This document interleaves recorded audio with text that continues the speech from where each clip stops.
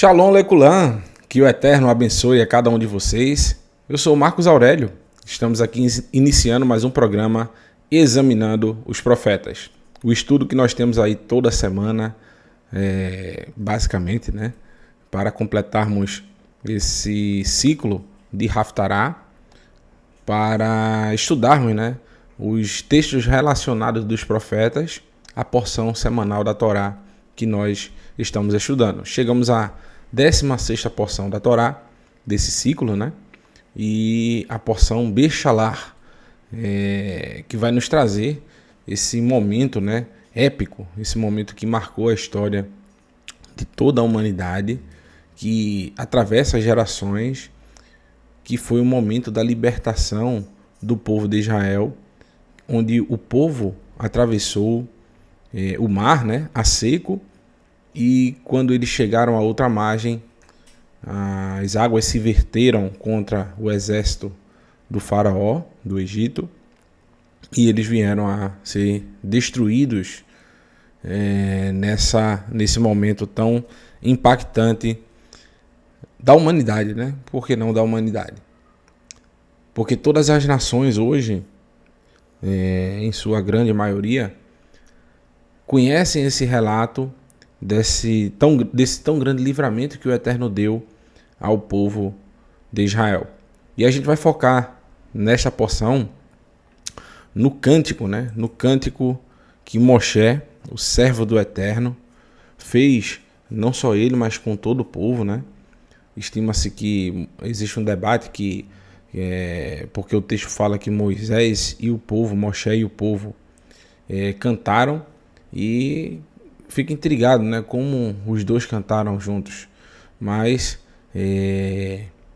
os sábios falam que enquanto Moshe cantava, o povo repetia, né, aquela música, aquele cântico maravilhoso de exaltação ao Eterno.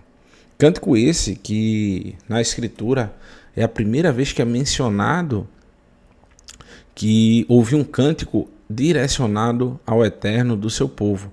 Não que não tivesse existido antes música nem canções na Escritura, porque se você observar no livro de Bereshit, tem lá falando logo no início, né, que os seres humanos criaram instrumentos musicais literalmente para cantar, né?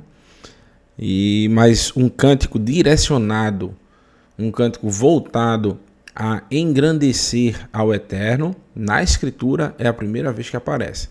A gente não vê esse cântico quando, por exemplo, Noé recebeu aquele grande livramento e o povo saiu lá do dilúvio, né, do Mabul, e a gente não vê Noé cantando ao Eterno. Pode ser que ele tenha cantado, né, mas a gente não encontra esse cântico descrito na Escritura. A gente não vê Abraham, né, entoando algum cântico, por exemplo, quando ele desceu lá para a terra de Mitzrayim, do Egito, e sua esposa foi tomada, né, de suas mãos, e depois ele foi liberto. A gente não vê um cântico. A gente não vê também quando ele foi para aquela guerra, né, com os cananeus, os reis cananeus, né, e livrou seu sobrinho Lot da destruição. A gente não vê Lot cantando depois da destruição de Sidom e Amorá, onde ele foi liberto, né? Também não vemos Yitzhak louvando quando ele foi liberto lá da Akedah, do sacrifício, onde ele seria imolado. Não vemos Yaakov cantando também, dos vários livramentos, né, que Yaakov teve. Mas aqui, nesse momento, depois desse grande milagre, literalmente, o grande milagre que o Eterno fez para livrar o povo, a gente observa um cântico do povo para o Eterno. E esse cântico vai trazer uma exaltação belíssima dos atributos da santidade do Eterno.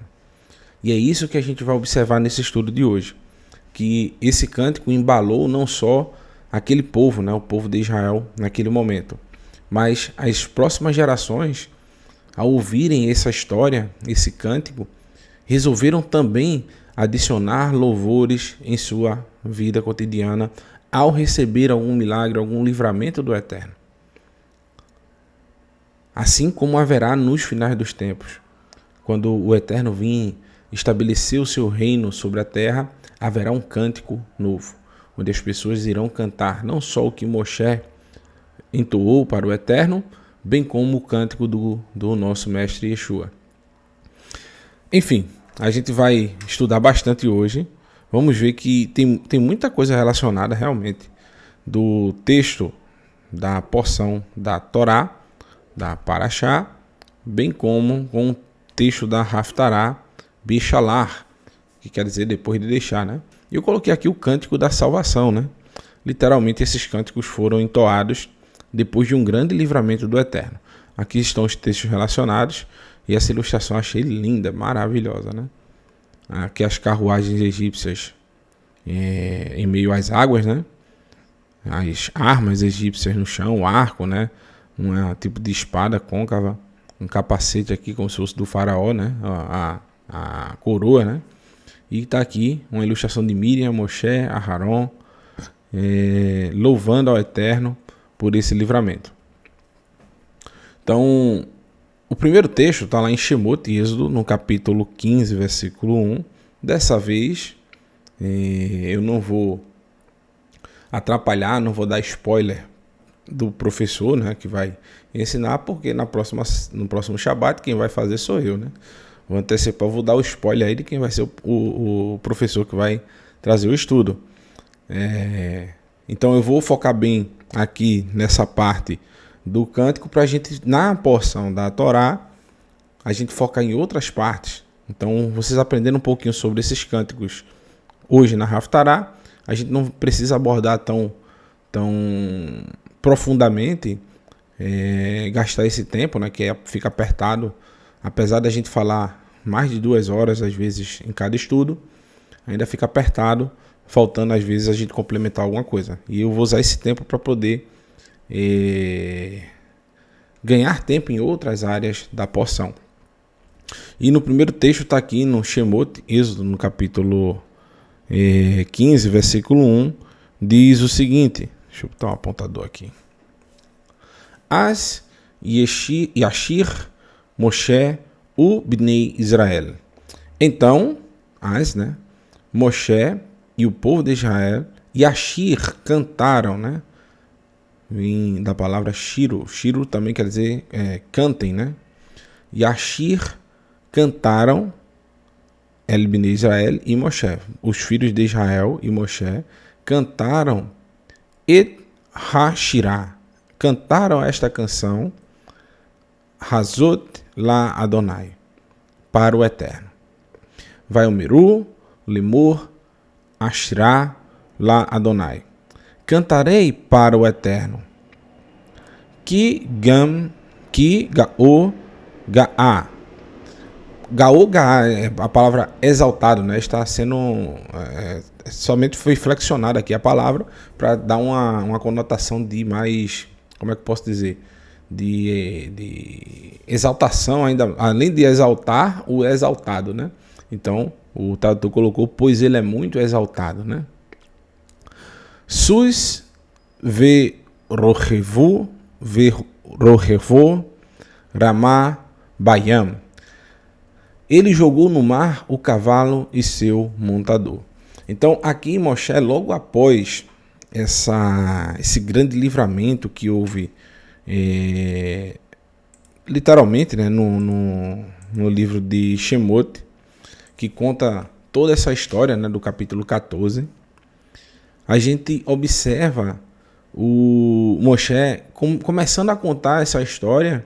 Ao observar, né, empiricamente aquela situação, ele diz, olha, o Eterno, eu vou cantar um louvor ao Eterno por causa desse grande livramento. A gente estava prestes a morrer, mas o Eterno foi lá e esses cavaleiros, né, que a gente não tinha condições de batalhar, de lutar contra eles, o Eterno colocou no fundo do mar tanto o cavalo quanto o seu cavaleiro. O Eterno, através da sua força, das suas maravilhas, ele conseguiu destruir aquele que se exaltava. E Moshe faz questão de dizer, pois o Eterno é muito exaltado. Porque, veja bem, meus irmãos, o que levou o exército do faraó a perecer nesse momento. A autoexaltação. Ele se exaltou de uma forma, a arrogância, a ganância, a vingança, cegou os olhos tanto do faraó quanto do povo. Eles entraram em um local onde eles não pararam para se atentar o que era que estava acontecendo. Porque se eu particularmente, né, se eu vejo o mar se abrindo, aqueles que eu estou perseguindo depois de tantas pragas que eu sofri, eu vejo o povo passando a seco e eu vou entrar atrás, eu jamais entraria. Aquele que tem o arrependimento dentro de si já, a pessoa que não se exalta, ele consegue reconhecer, ele consegue parar para analisar as situações quando estão fora do seu controle. Então ele não entra, ele não vai, ele não como é que eu posso dizer? Ele não se acha confiante para tomar aquela atitude. Já o faraó, ele tinha no seu coração como um líder, né, daquela superpotência, como se nada poderia impedi-lo. Por isso que a Escritura fala e Yeshua ensina, né? Pois aquele que a si mesmo se exaltar, aquele que a si mesmo, preste atenção, não é que alguém vai exaltar. Qualquer pessoa pode exaltar você, quem quer que seja. Se você desempenha um bom trabalho, um bom serviço, nada mais justo, acontece bastante de você ser reconhecido pelo seu trabalho. Você vai receber uma proposta, você vai receber um prêmio, você vai receber uma recompensa financeira, porque outra pessoa te exaltou por um trabalho, algum serviço, alguma competência que você tenha. Não que você queira ou que você ache que mereça. Mas o problema está naquele que a si mesmo se exaltar. Este será humilhado. Porém, aquele que a si mesmo se humilhar é você ficar coitadinho, você não se achar capaz, você ficar sempre no fundo do canto, da sala, escondido, né, abaixadinho. Não, eu não posso não. Não é isso. Aquele que a si mesmo se humilhar, aquele que reconhece as suas dificuldades, reconhece os seus erros, reconhece que não é capaz de tudo, que ele precisa do próximo, será exaltado. Eu posso ser o melhor líder do mundo, mas eu sei que eu tenho falhas, eu tenho um erro e eu preciso do meu próximo, eu preciso de ajuda, eu preciso sempre de alguém que esteja ao meu lado. Moshe era o homem mais humilde do mundo, da história, né? Por isso ele pediu uma ajuda. Ele era capaz. Ele já foi um príncipe do Egito. Mas na hora de ir lá livrar o povo, ele disse que não tinha condições, que não conseguia. E o Eterno foi lá e levantou alguém para ajudá-lo. E assim vai ser na história o tempo todo, né? As pessoas que foram mais arrogantes sempre pereceram. Quem foi mais humilde sempre venceu. O exemplo é do nosso mestre Yeshua. O maior exemplo um dos maiores exemplos, né? O maior exemplo de humildade, tanto ele quanto Moshe. São duas pessoas que foram bastante humildes e receberam a recompensa do Eterno. E o que é que o faraó pensava ao entrar, né, nesse mar, entrar nessa perseguição contra o povo de Israel? Ele pensava literalmente que ele era o líder do maior reino da terra, uma superpotência que nada poderia impedi-lo. Nem aquelas ondas ali, aquele mar que estava se abrindo, poderia impedi-lo. Então, o Eterno mostrou que sim, eles foram engolidos pela sua própria exaltação. O Eterno usou essa exaltação a si mesmo do faraó, exaltação a si mesmo dos egípcios, para engrandecer o seu nome sob essa arrogância dos egípcios. Porque o maior exército foi destruído sem que uma espada se levantasse, sem que uma flecha fosse disparada. Foram engolidos pelas águas. Nenhuma artimanha militar foi utilizada. O povo de Israel estava encurralado. E eles não tinham nenhuma condição de se salvar. Por si mesmo, né? Eles não tinham um exército formado, eles não tinham força, não tinham treinamento, não tinham armas para lutar contra os egípcios. E o Eterno, sem nenhum tipo de artimanha militar, sem o povo realmente, quem estava vendo aquela situação, sabia que o povo de Israel não tinha condições de lutar contra as carruagens egípcias, né? Então, o reconhecimento, meus irmãos, da nossa insignificância, como tem eu sempre gosto de citar esse texto, em Lucas 17, Yeshua diz, né? Quando vocês fizerem tudo o que lhe foi mandado, dizei: somos servos inúteis, insignificantes, pois fizemos apenas aquilo que nos foi ordenado. O reconhecimento dessa insignificância, o reconhecimento da nossa fraqueza, reconhecimento da nossa sermos humildes, essa pode ser a maior virtude do ser humano, se não for a maior. Existem situações, meus irmãos, que literalmente a gente na nossa vida vai ser necessário você arriscar. Isso não quer dizer que você, por reconhecer que você é insignificante perante o mundo, né? Você reconhecer que você não tem poder sobre e controle sobre aquela situação de perigo, de angústia. Isso não quer dizer que você não precise tomar uma atitude, que você não precise arriscar. Agora, que esse risco que você vai correr, você tem que ter mentalidade que, na maioria das vezes, né? Você tem que ter um mínimo de controle sobre as circunstâncias. Porque passou disso é milagre.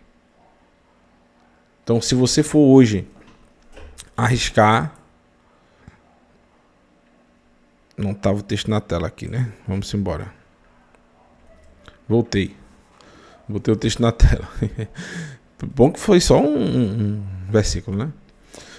Se você voltar a si, cair em si, que se você for arriscar em, por exemplo, um negócio, todos os prognósticos são contra.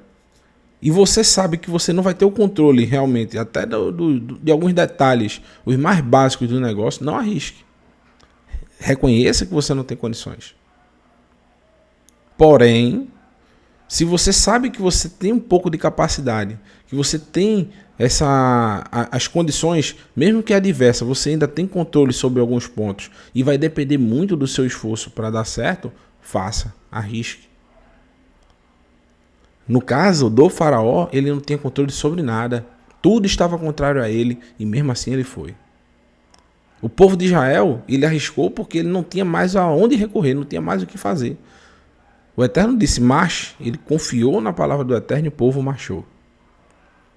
Então hoje, todo ser humano que vive nesse mundo é propício a isso, a arriscar, a ter momentos de angústia, momentos de aflição, de precisar tomar uma decisão, que essa decisão seja pautada na humildade.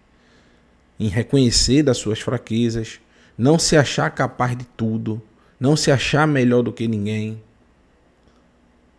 Porque aquele que assim mesmo se exaltar, como o faraó se exaltou, será humilhado. E aquele que assim mesmo se humilhar, este será exaltado. Aquele que reconhecer a sua insignificância, reconhecer a sua fraqueza, mas não deixa de tentar, ele não deixa de seguir, vai ser exaltado.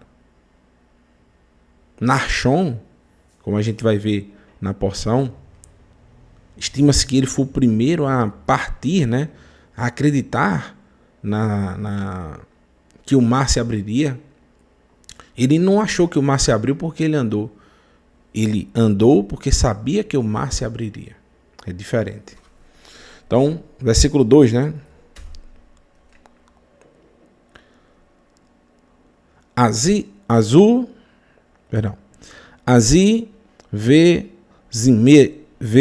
vezimerat Ia. Yah é minha força e minha canção. Vaihi li le Yeshua. Vaihi li e tornou-se para mim minha salvação. Então, nós vemos aqui a palavra li Yeshua, né?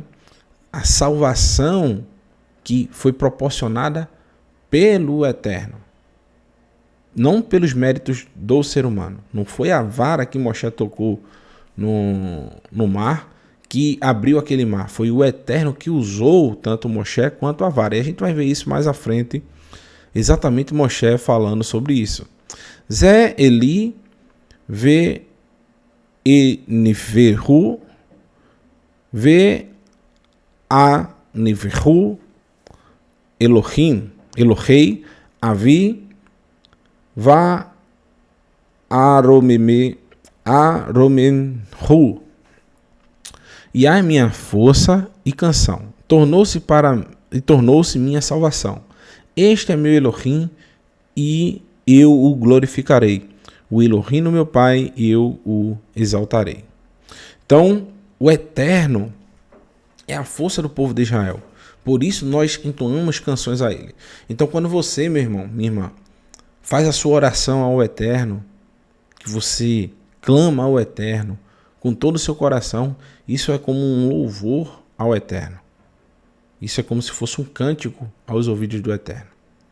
Quando você dedica seu tempo para cantar como More Heimerson, entre outras pessoas que têm esse dom, né, de tocar um violão, um instrumento e cantar ao Eterno, você deve fazer isso de todo o coração. Quando você recebe um grande livramento, a exaltação do Eterno deve ser automática. Às vezes, pequenas coisas, a gente nem se apercebe, são grandes livramentos. Durante o nosso dia, a gente deve estar o tempo em constância, né? Agradecendo ao Eterno. Adonai Ish Melhamah Adonai Shemo. Adonai é um homem de guerra. O Eterno é o seu nome.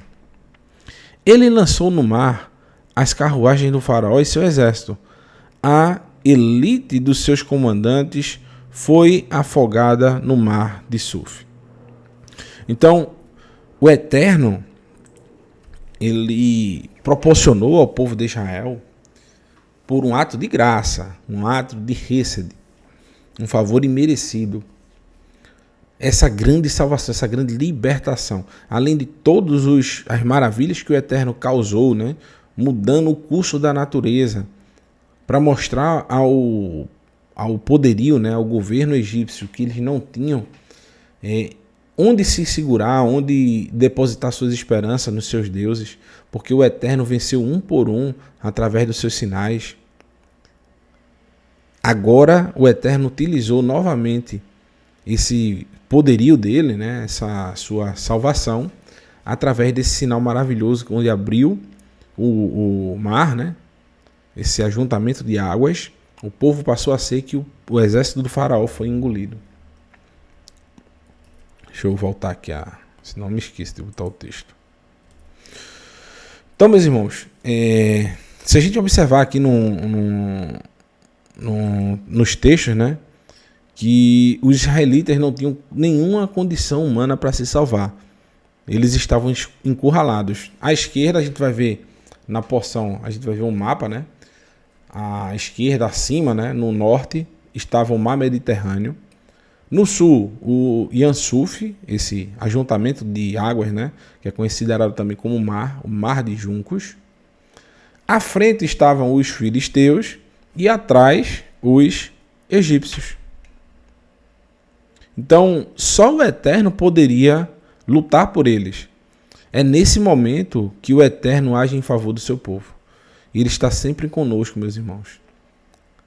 Pode ter certeza disso. Nos momentos de angústia, quando você não tiver mais a quem recorrer, pode ter certeza, meus irmãos.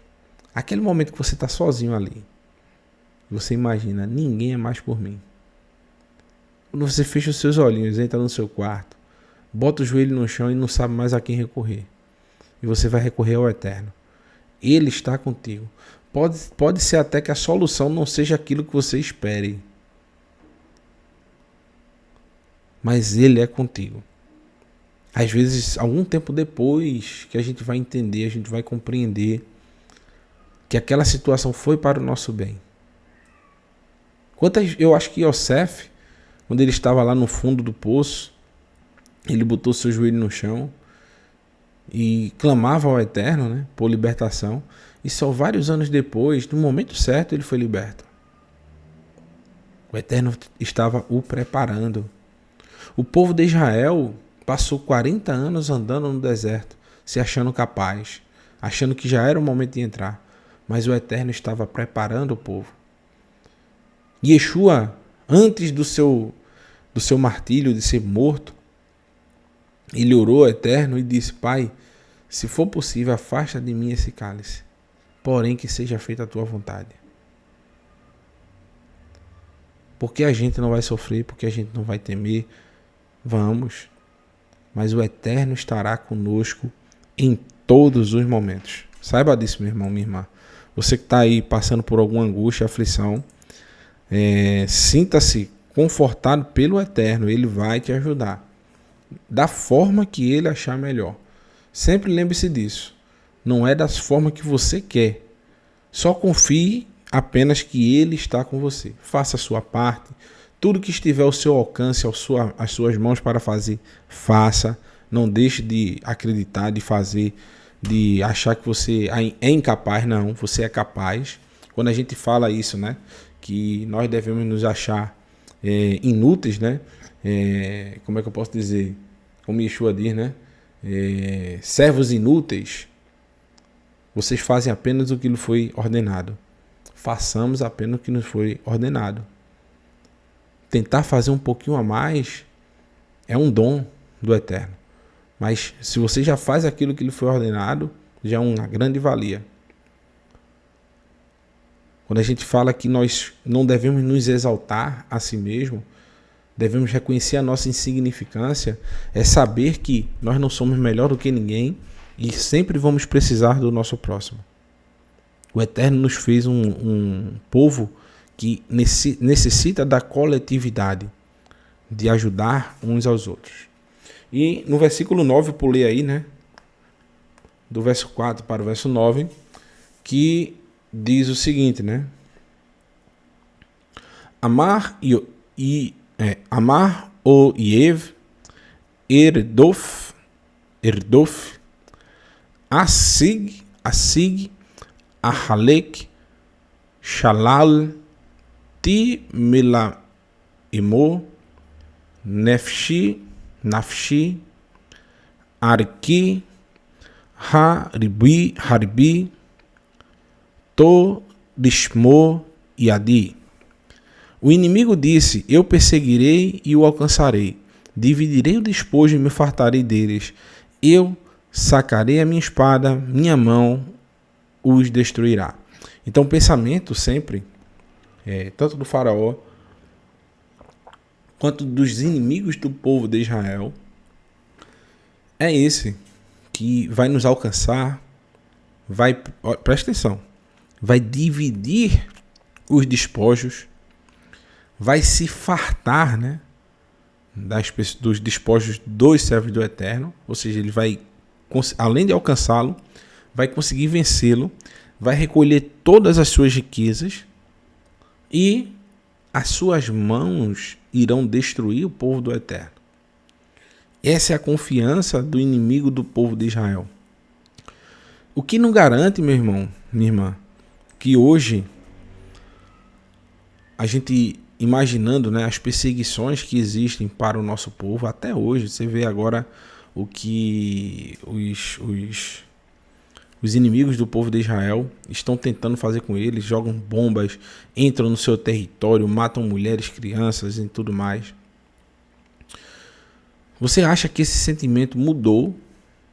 O que essas nações que estão à volta de Israel sentem um ódio sem causa contra Israel? Você acha que esse sentimento mudou? De jeito maneira. Se eles pudessem, eles fariam exatamente o que está nesse texto aí. Porém, o Eterno, quando nós estamos com a confiança nele, ele sempre vai agir, sempre vai proteger o seu povo.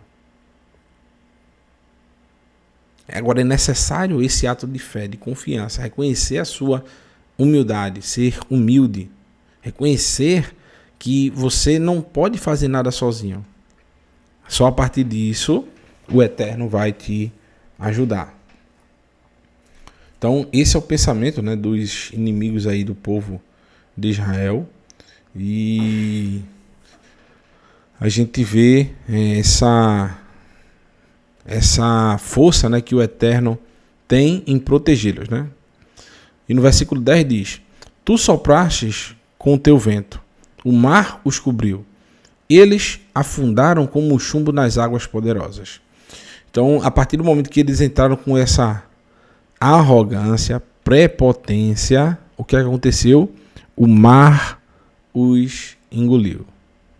As águas poderosas, né, engoliram esses arrogantes. Então, o arrogante é como, literalmente, né, um chumbo entrando dentro da água. E ele vai afundar. Ele não vai fazer como Yeshua, né, que andou sobre as águas, que teve a confiança no Eterno. Ele era tão humilde que ele não foi como um chumbo, né? Ele andou sobre as águas. Ele teve controle até sobre os intempéries da natureza. E aqui está um texto lindíssimo. Eu acho que é o texto mais lindo desse cântico. Olha o que Moshe diz, né? Mi kamorra ba'elim Adonai. Mi kamorra nedar ba'kodesh. Norá terlot ose fele. Quem é como tu, Adonai, entre os poderosos? Quem é como tu, sublime em santidade, temível em louvores, realizador de maravilhas? Então, Moshe faz uma pergunta que ecoa, meus irmãos, até os dias de hoje. Quem é como tu? Se levante um agora aí e diga: quem pode ser como o Eterno? O faraó se achava como, ele se dizia, o Deus na terra. Morreu afogado. Quantos hoje não se levantam como poderosos, né, arrogantes, soberbos? E de repente a gente vê essas pessoas definhando, de repente adoecem e de repente morrem. Em pouco tempo seus nomes são esquecidos. Ah, fulano é eterno, vai viver eternamente em nossos corações. Daqui a 10 anos ninguém sabe mais quem é fulano. No começo se fala muito, depois de um tempo ninguém fala, depois de mais um tempo ninguém fala, daqui a pouco só fica aqueles mais antigos falando, os jovens já não querem mais saber. Eterno fulano de tal, eterno não sei quem. Você chegue hoje para uma criança de uma criança de 10 anos de idade e pergunta a ele quem foi, um exemplo assim, né, desses grandes eternos aí. Elvis Presley, quem foi Michael Jackson, quem foi Pelé, quem foi fulano, ninguém sabe quem é. O eterno fulano de tal. Agora pergunte quem foi aquele que abriu o mar para o povo passar. Ah, foi o Eterno, foi Elohim, né? Muitos chamam, né? Foi o Senhor, foi Deus. Porque o seu nome realmente é eterno. Aqueles que se colocam como eternos, com pouco tempo o ser humano é como um vapor que some, meu irmão. Essa pergunta de Moshe ecoa até hoje. Quem é como tu? Todas as nações até os dias de hoje ecoam a palavra do Eterno. E esse texto aqui de Moshe realmente é perfeito. Quem é como tu, sublime em santidade? Não há ninguém que seja tão santo quanto o Eterno. Ele é Kodesh literalmente. Ele é separado de toda a humanidade em maravilhas. Mas ele se permitiu ser conhecido pelo ser humano através da sua palavra, da sua Torá. Temível em louvores, realizador de maravilhas. E aqui é que entra um detalhe importante, que muitos não se apercebem, né? Olha o que Moshe vai dizer, né? Natita yamnecha ti vela emo eretz. Estendestes a tua mão direita, a terra os engoliu. Então, Moshe, meus irmãos, ele não está colocando como se ele fosse o responsável por aquele acontecimento, né, que destruiu todo o povo do Egito. A terra aqui a gente sabe que foi o mar que engoliu o povo, né? Mas a gente sabe que Moshe está falando daquela região ali que passou por todas aquelas aflições, né? E literalmente a terra engoliu o povo. Todos os acontecimentos ali, todos morreram, pereceram. E no final das contas, independentemente se ele está no fundo do mar, a terra vai os engolir, né? Isso representa a morte dessas pessoas. E Moshe está dizendo que quem estendeu a mão foi o Eterno. Estendestes a tua mão. Tu entregou a tua mão direita e a terra os engoliu. Apesar de quem tocou nas águas, quem feriu a terra, quem foi usado pelo Eterno para levar essas maravilhas, esses sinais, foi Moshe, mas ele atribui ao Eterno. Isso nos traz, meus irmãos, um pensamento muito interessante para todos nós. Que mesmo sendo Moshe, ao tocar no mar, em alguns momentos ele feria a terra, né, com a vara, ele sabe que não foi ele que realizou essa obra. Então a gente deve ser como um Moshe, que não toma para si e nem se exalta com os feitos realizados pelo Eterno através das nossas vidas. Pelo contrário, devemos dar ao Eterno os créditos pelas suas misericórdias e por sermos instrumentos de salvação na vida de outras pessoas. Então, quando você é instrumento do Eterno para fazer o bem, para auxiliar, para amar as pessoas, não se exalte, meu irmão, minha irmã. Pelo contrário, exalte aquele que te deu poder, te deu força, te deu condições para ajudar o próximo. Vamos agora ao texto da Haftará, né? Em Shoftim, Juízes. Peguei só alguns textos aqui. É bem interessante o cântico também. Mas é muito longo, não dá pra gente abordar tudo.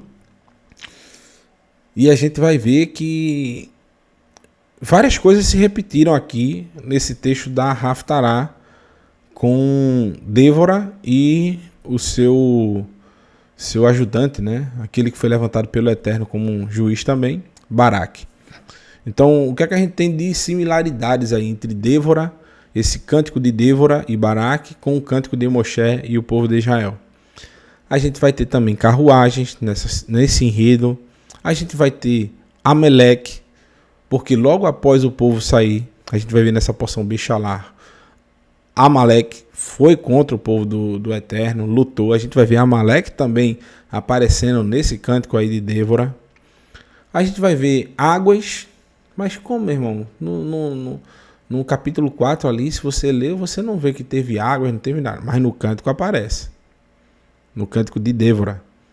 Um milagre do Eterno houve para que aquelas carruagens, né, que também vai ter no texto carruagens, pudessem ser destruídas pelo povo do Eterno. A gente vai ver também uma pessoa se sentindo incapaz.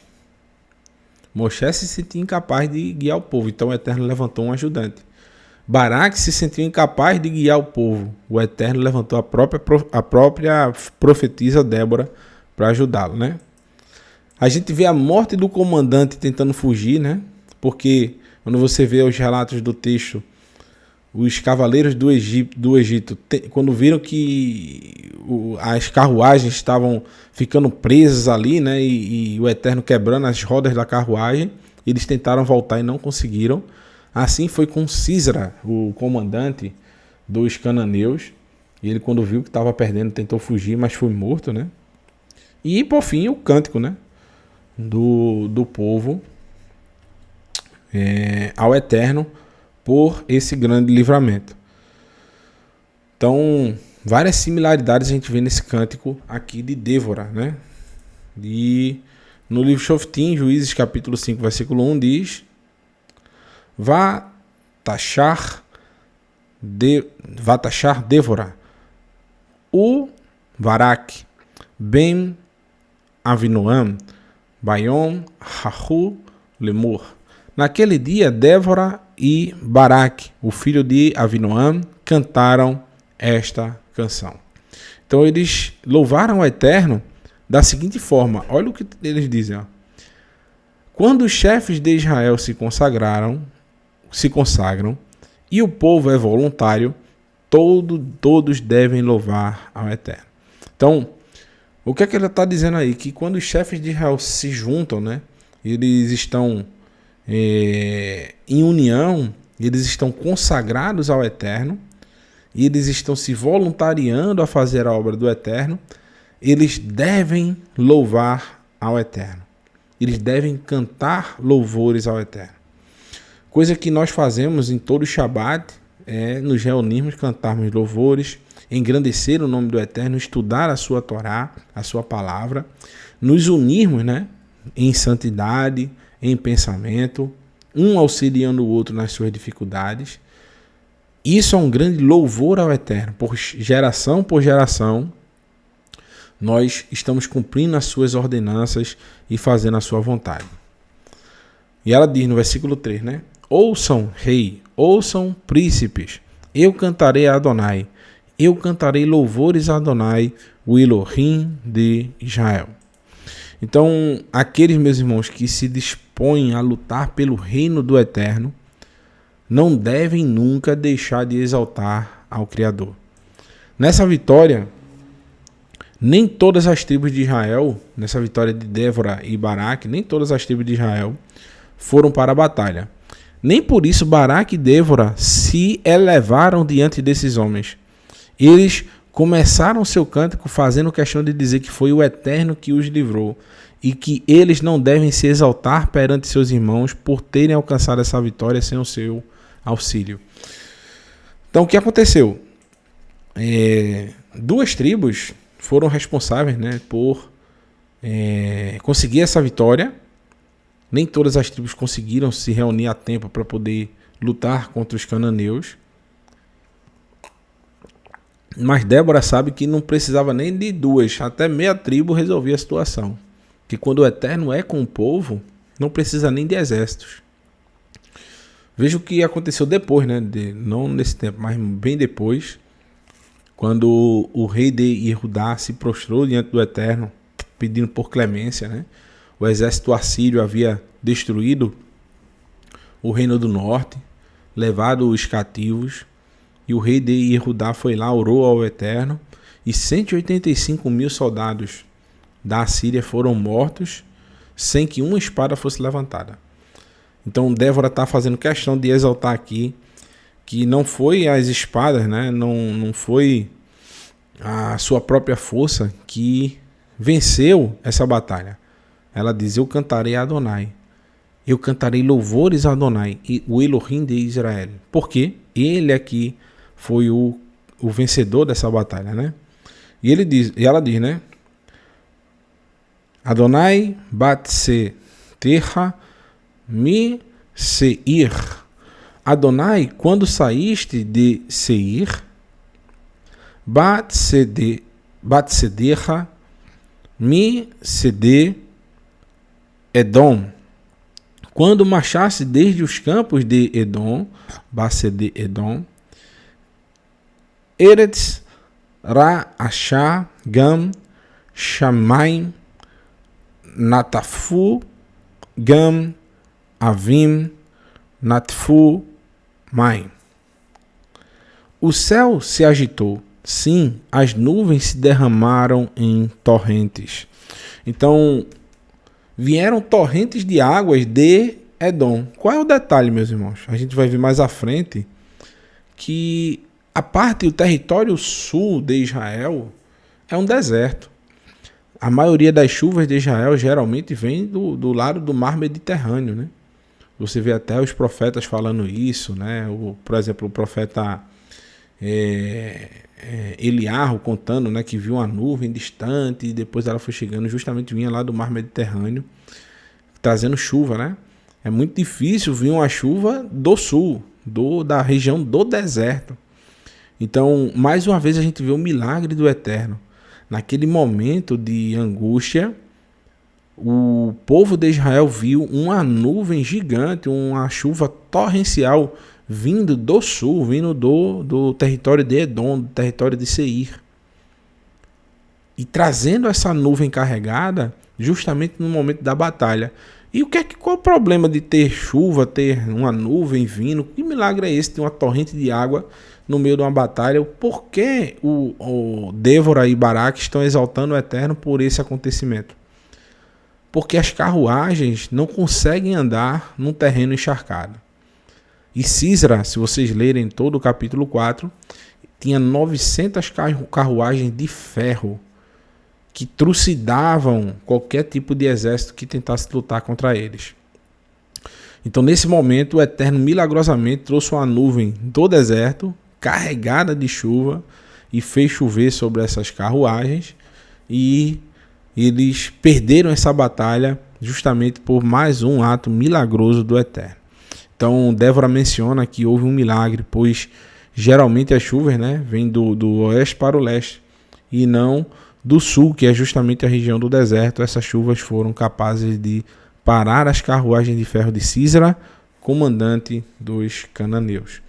Então, milagrosamente aí, o Eterno moveu, né, as forças da natureza para poder trazer livramento ao povo de Israel. As montanhas se derreteram na presença de Adonai. Sim, no Sinai, diante de Adonai, o Elohim de Israel. Então ela fala mais uma vez sobre essas chuvas, né, que vieram através das montanhas oriundas do sul, né? Bimei Shamigar Ben Anat Bemei Yael Hadelu A Rahot Ve-Cholechi Nativot Yelechu Arechot A Kalkalot Al-Kakalot. Nos dias de Sigmar, filho de Anat, nos dias de Iel, as principais estradas estavam desertas, os viajantes andavam por caminhos secretos. Então, o que é que precede também, meus irmãos, a vinda do socorro do Eterno?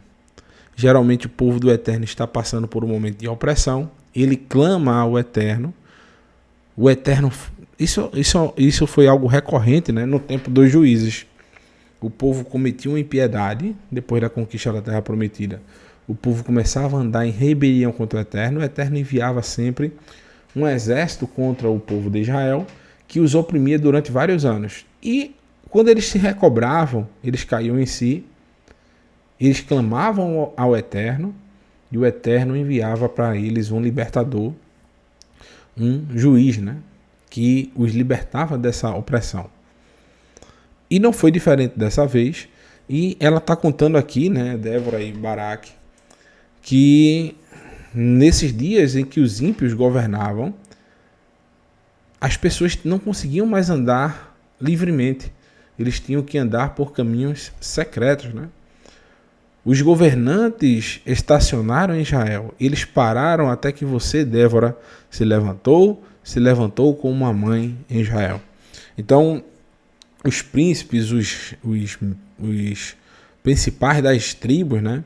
Eles estacionaram, eles pararam, eles não buscaram o Eterno para a libertação. Até que se levantou Débora e Baraque e libertaram Israel desse momento de angústia aqui, né? Que as pessoas não conseguiam mais andar livremente em paz, em shalom. Então, o que é que um governo ímpio traz para uma sociedade? Eles traem literalmente, né,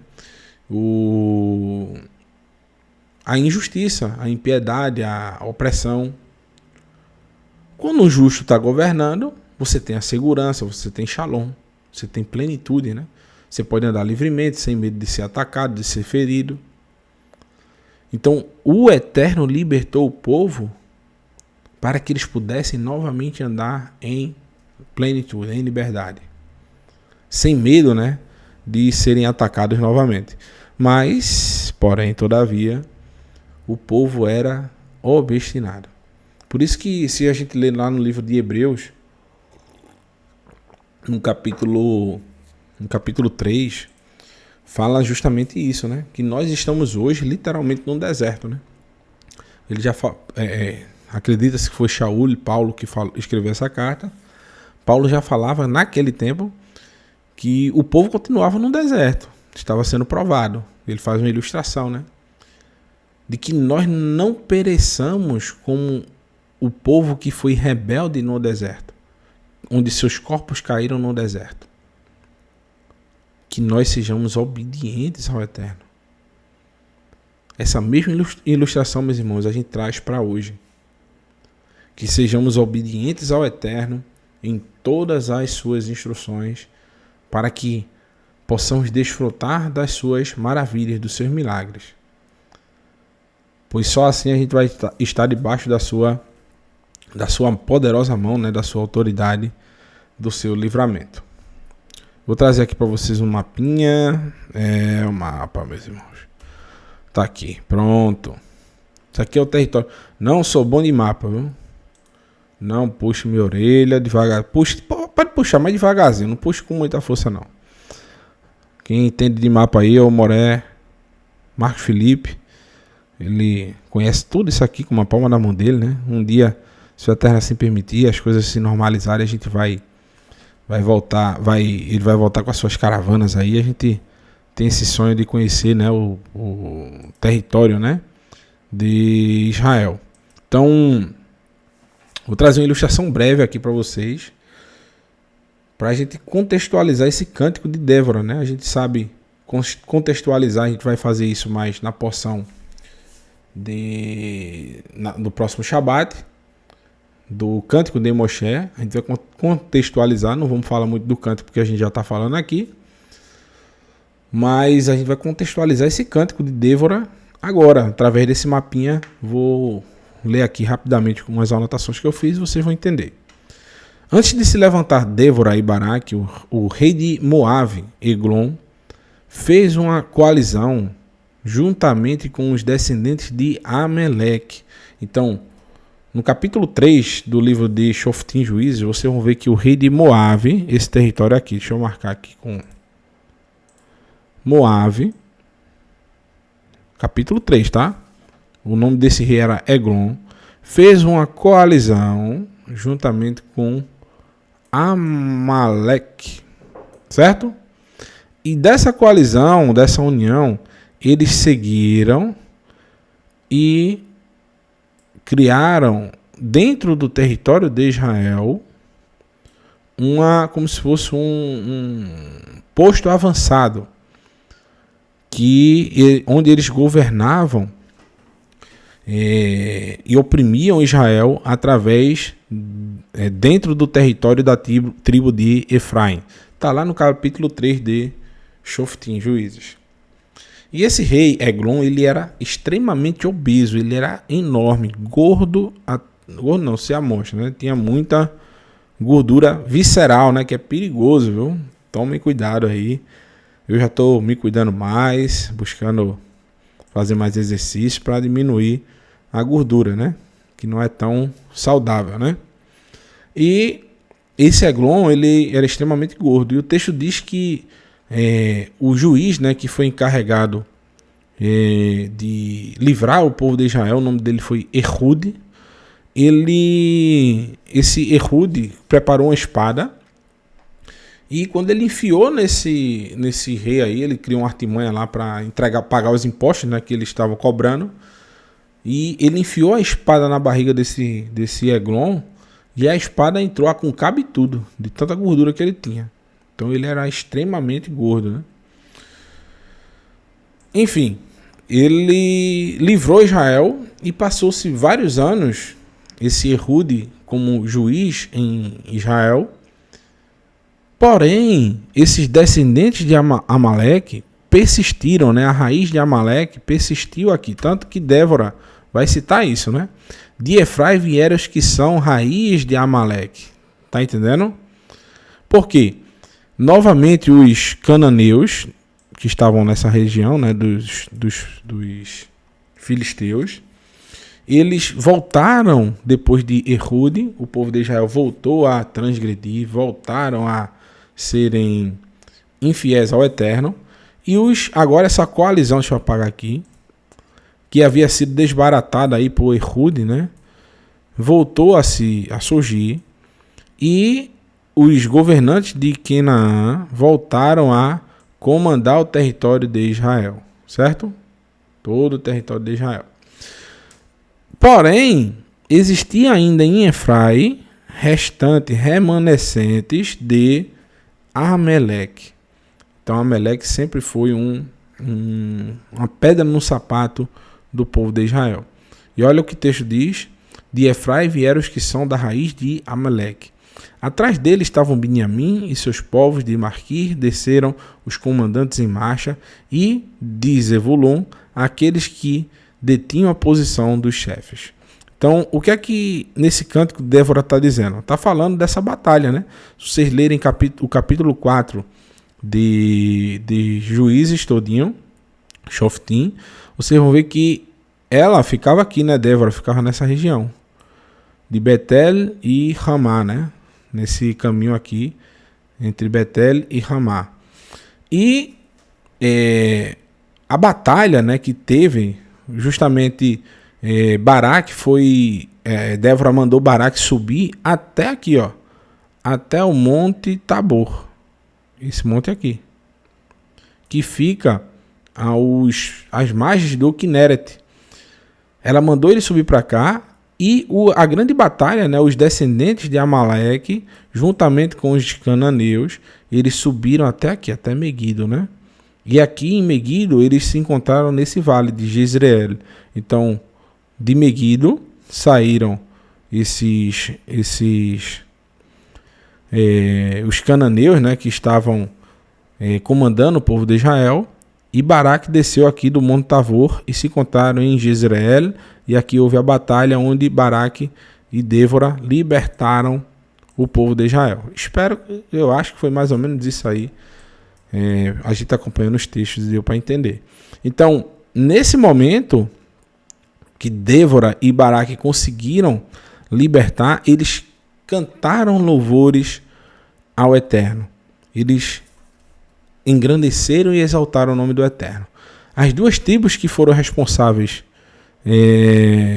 por ajudar, né, foi Naftali e Zebulun, e alguns de Issacar, né? Menache ficou, apesar de estar no território deles, o texto não fala de Menache. Enfim, o que a gente aprende sobre isso, meus irmãos, sobre essa situação? Que literalmente a vida dos servos do Eterno vai ser uma vida de altos e baixos, né?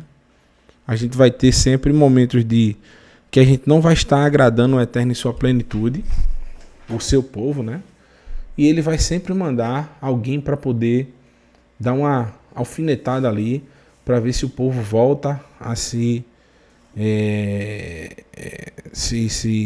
santificar mais. E nos momentos de livramentos, o Eterno, ele espera que o povo reconheça as suas maravilhas. Que a gente possa reconhecer essas maravilhas. É o que a gente vai ver agora, para a gente finalizar o nosso estudo. Justamente no livro de Revelação. Apocalipse. Diz o seguinte, eu estou bem adiantado aí na hora. Deixa eu ver, é isso mesmo. Vi então outro sinal no céu, grande e maravilhoso.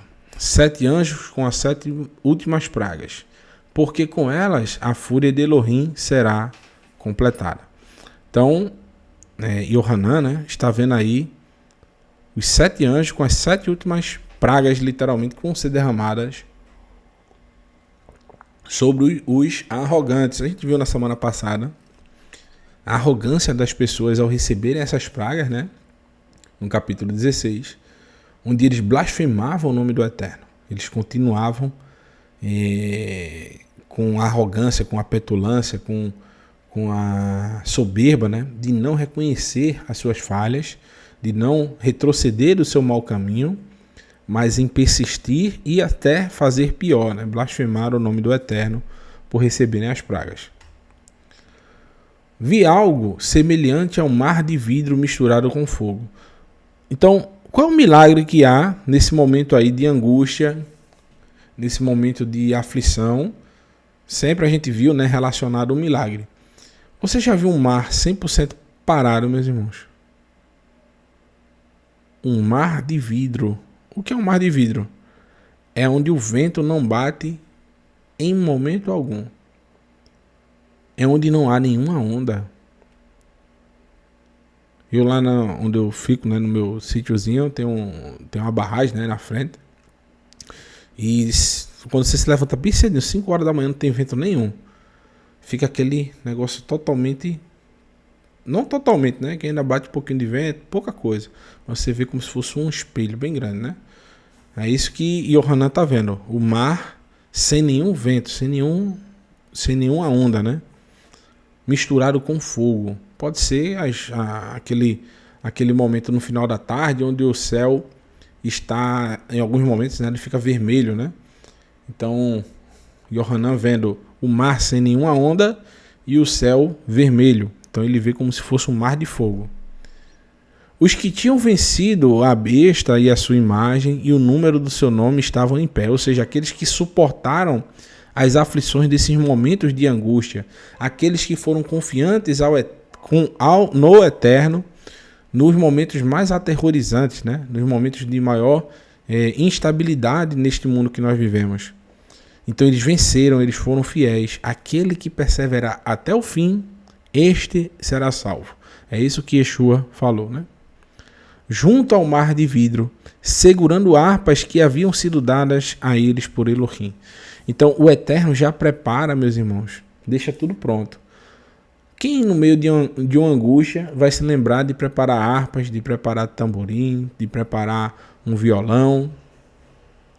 No meio de uma angústia você vai pegar o que tiver na sua mão para se defender. O Eterno vai preparar tudo. Ele que salvou o povo, que vai salvar no futuro, que salva neste momento. Ele era, ele é e ele há de ser o Salvador de Israel. E ele já prepara o povo, dando o quê? Eu vi o que é que Yohanan viu? Estavam de pé, junto ao mar de vidro, segurando harpas que haviam sido dadas por Elohim. E no versículo 3 diz: As Yashiru, eles, Yashiru, estavam cantando Shir, o cântico, Moshe, o cântico de Moshe. Eved ha-Elohim, o servo de Elohim. Moshe sempre é retratado como o servo de Elohim. Veshir Hasé, Lemor, Gedolim. E o cântico do Cordeiro. E o grande cântico, né, na realidade, Ve no Raim me Asihá Adonai Elohei. E o cântico do Cordeiro, grandes e maravilhosas são as coisas que fizeste, Adonai, nosso Elohim. Tsevaot, Elohim dos exércitos. O Derahiha Emet ve Tzadek. Teus caminhos, né? O Derahiha Emet são verdade e justiça. Melech ha Kedoshim. Rei, aí o tradutor colocou, né? Rei das nações. Mas na realidade é rei dos santos, né? Rei dos separados. Rei daqueles que a gente viu antes, que não se contaminaram com os né, que haviam vencido a besta, né, esse conjunto, esse governo, esse conjunto que reúne os 3 pilares de Nimrod, e não se curvaram diante dele, ou seja, foram separados daqueles que se renderam aos sinais, às marcas, às maravilhas que a besta havia trazido sobre os homens, que os bestas literalmente se maravilharam, né? Os bestas, né? Enfim, no versículo 4 diz: Adonai, quem não temerá e não glorificará o teu nome? Aqui vem palavras que soam exatamente como o cântico de Moshe, né? Porque só tu és santo. Todas as nações virão e adorarão diante de ti, porque teus atos justos foram revelados. Se vocês lerem lá no livro de Yirmiyahu, no capítulo 16, versículo, não lembro o versículo direito, 17 parece, fala justamente isso. Dias virão em que não se dirá mais, vive o Eterno que tirou o povo de Israel da terra do Egito. Mas virão dias em que assim dirão: vive o Eterno que tirou os filhos de Israel de todas as nações da terra. Então, esses membros das nações da terra verão esses sinais, essas maravilhas que o Eterno está operando entre eles, e eles virão diante do Eterno e adorarão, porque os teus atos justos foram revelados. As nações verão, dessa vez acreditarão, né? Porque elas já estão vendo hoje, sendo propagadas por mim e por você, as justas e maravilhas, as justas e maravilhosas ações do Eterno ao decorrer de toda essa era que nós vivemos, né? Que o ser humano vive aqui nesta terra. Porém, eles não dão crédito. Mas quando eles virem com seus próprios olhos esses sinais e prodígios que o Eterno vai operar, eles se reunirão e irão até o Eterno para o adorar. Para finalizarmos, Terlim, capítulo 121, versículo 1 em diante. Olha que texto lindo. É um cântico, literalmente, uma canção de subida, né? Shir lama alot, Issa einai el harim, me'ain yavo izrim. Canção de subida, né? Eleva os meus olhos para os montes, de onde virá o meu socorro? Izrim, o meu socorro, Me'im Hashem, Adonai, Me'im Adonai. Ose Shammai ve'aretz. O meu socorro vem de Adonai, que fez o céu, os céus e a terra. Al yatem lamot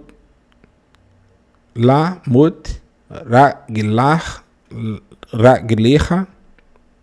Está acabando a bateria. Al yavu shemirecha. Ele não deixará que seu pé escorregue, o seu guarda não dorme. Hine lo yanu velo isham shomer Israel. Não, o guarda de Israel nunca descansa nem dorme. Adonai é seu guarda. Adonai o protege com a sombra da sua mão direita. As mesmas, você vê que são repetidos, né?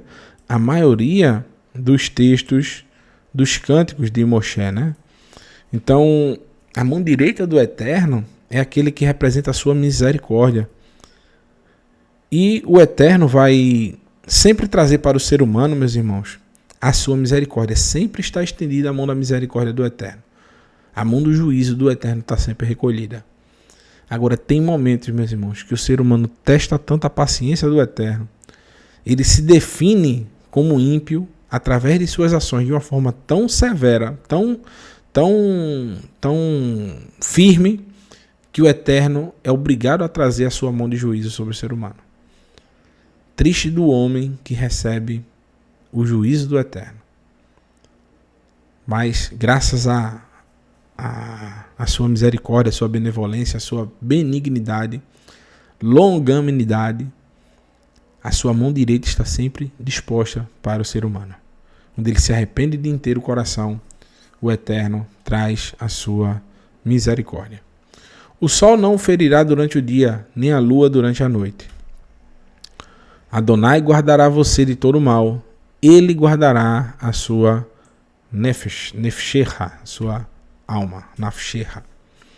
Adonai guardará a sua vinda e a sua ida desde agora e para sempre. Então, meus irmãos, esse foi o nosso estudo de hoje. Que o Eterno possa abençoar cada um de nós, que nos mínimos detalhes, meus irmãos, possamos cantar louvores ao Eterno. Um cântico novo, né? Um cântico de todo o nosso coração, de toda a nossa alma, todo o nosso ser, agradecendo as maravilhas que Ele tem nos dado, muito mais do que merecemos, muito mais do que podemos agradecer, podemos entender ou pagar, né? Não existe nada que possa pagar a presença do Eterno em nossas vidas. Louvado seja o glorioso nome dele para todos sempre. E nós possamos sempre nos alegrar, né, com a salvação que ele enviou através do nosso mestre Yeshua. Porque se não fossem as suas palavras que ecoam sobre todas as nações da terra durante mais de 2000 anos, nem eu nem você estaríamos aqui neste momento. E nós possamos refletir a cada ação, a cada momento, buscar a santificação e, principalmente, como a gente aprendeu hoje, né? A humildade de reconhecer a nossa insignificância. De reconhecer que nós somos pó e ao pó tornaremos. Mas com o Eterno, nós estaremos bem, estaremos no seu reino e Ele nos proverá tudo para sempre. Shalom, shalom, meus irmãos. Que o Eterno abençoe vocês e uma boa semana a todos, né? Shavua Tov Lekulam. Que vocês tenham uma semana próspera, cheia da misericórdia, do amor do Eterno, cheia da sua graça, né? Do seu favor imerecido, e que tudo que vocês toquem prospere. Shalom, shalom.